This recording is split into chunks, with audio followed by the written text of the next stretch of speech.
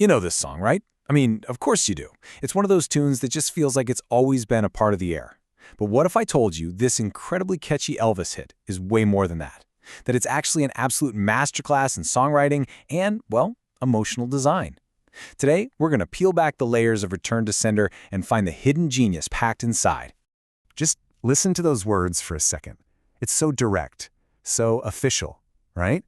These aren't the words of some heartbroken poet. This is the cold, hard, rubber-stamped language of a bureaucracy.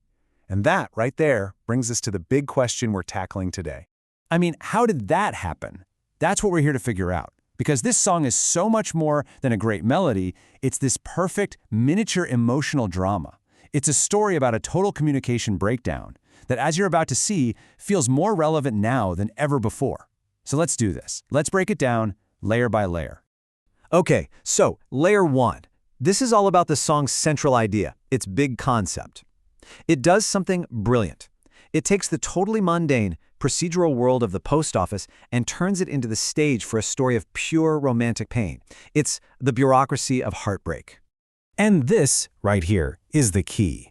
It's all about what we can call the postal metaphor. See, it's not really just about a letter. The entire mail system, with its rules, its official routes, its stamps, it becomes this giant machine that basically formalizes the singer's rejection. It takes a cold, impersonal process and somehow transforms it into pure feeling.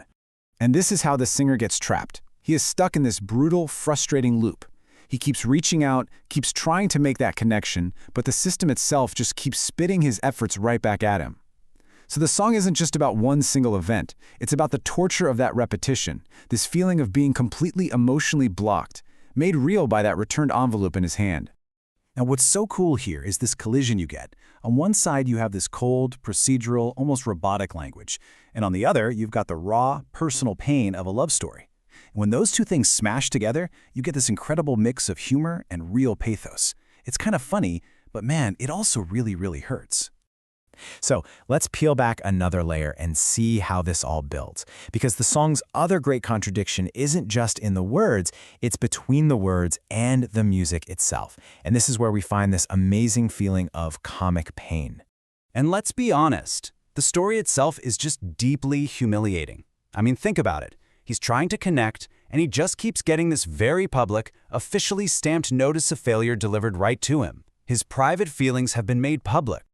But then you listen to the sound of the song, and it is anything but humiliating. It's bouncy, it's confident, it has this incredible forward-driving energy.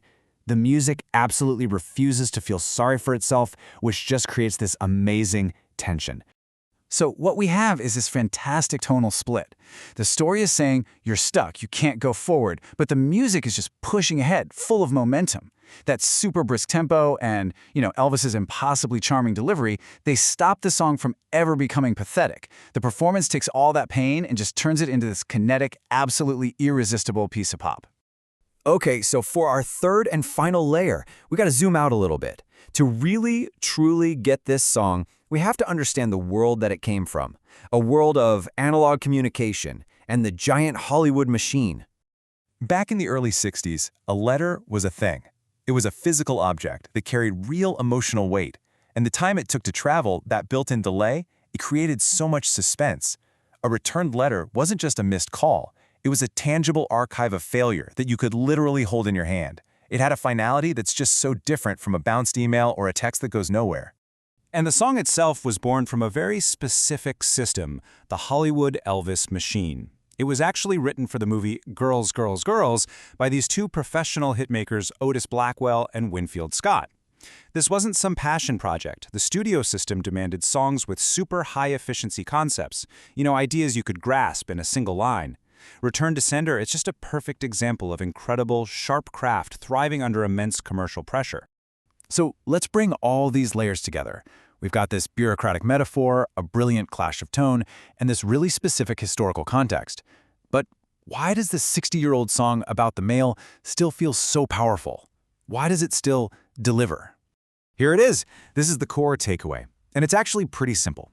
The technology, writing letters, it might feel like ancient history to a lot of us. But the fundamental human experience at the heart of the song, sending a message out into the world with hope and having it completely fail to connect, that emotional pattern is absolutely timeless. Think about it. Being left on read, getting your email bounced, being blocked, or, the big one, just getting totally ghosted. These are all the modern versions of return to sender.